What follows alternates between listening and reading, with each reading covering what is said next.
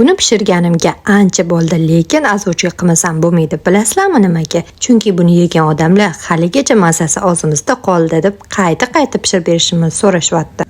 8 ta tuxumni chaqib, unga shakar, un, kukuruzniy kraxmal, razrexlitel, avalex va suv qo'shib 15-20 daqiqa davomida mikser qilinadi. Men birinchi aralashtirib oldim, sababi kichkina idishga solgan edim. Iloji boricha sizlar kattaroq idishga solinglar, chunki u ko'pirib, massa ko'payib ketadi. Keyin unga mak solamiz va bir sidirib uni ham mikser qilib olamiz. Birgina makka o'zi shunaqangi zo'r maza berar ekan, biskvitga yeyotganingizda ham shunda farqi bilinadi. Keyin uni ikkita listga bo'lib solamiz va duxovkada pishirib olamiz.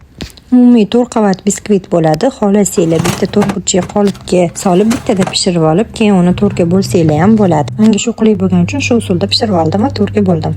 4 ta tuxum sarig'ini chaqib, bitta limon sidrasini qirg'ichdan chiqarib olamiz. Keyin limonning suvini o'zini 140 ml chiqarib, tuxum sarig'iga qo'shamiz. Keyin shakar, boyga sodrani qo'shib yorib, gazda past olovda qilib bilqillab qaynab chiqquncha timli aralashtirib turamiz. Qaynab chiqqandan keyin gazimizni o'chirib, ozgina sariyog' qo'shib aralashtiramiz. Issiqligida sariyog' erib ketadi. Keyin sariyog' to'liq erib bo'lgandan keyin sitadan o'tkazib olamiz. Boyga qo'shgan sodramiz qolishi kerak, ya'ni kremga qo'shilmaydi. To'liq granajlarni opisiyaniyada yozib qo'yaman albatta. Keyin oq shokoladni qo'shib, uni ham eritib olamiz. Issig'ida o'zi shokolad erib ketadi. Endi bo'lsa, morojniy kremimizni tayyorlab olamiz. 800 gram qaymoqga sug'ushonli moloko qo'shib, mikser qilib, morojniy krem qilib olamiz. Morojniy kremi o'xshab chiqishi unga qo'shilgan molokoni granajga bog'liq bo'ladi. Shunaqa quyuq holga kelganda o'chiramiz. Kremimiz tayyor. Biskvitni ustiga morojniyli krem surib, uni ustidan boyagi tayyorlab olgan limonli kurtimizni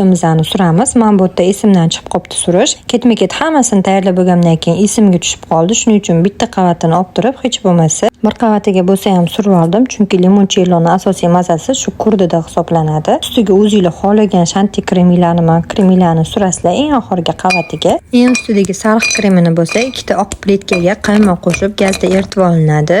Unaqa chirib ketmaydi qaymoq, xavotir olmanglar. Keyin oxirida sarurang qo'shilinadi va tayyor bo'lgan kremni ozgina xolodilnikda ushlab turishingiz kerak bo'ladi. O'shanda bu quyilib, quyuroq massa bo'ladi. Men suv paytida ishlatdim, chunki o'sha menda vaqt yo'q edi. Shuning uchun mana ko'rganlaringizdek sal chetlariga oqdi. Lekin baribir xolodilnikga qo'yishga to'g'ri keldi. Bir pasda xolodilnikda quyilib qotib oldi. Shuning uchun sizlar birinchi kremni o'zini xolodilnikga qo'yib olsanglar, quyilib chiroyli bo'ladi. Ishinglar ham chiroyli chiqadi.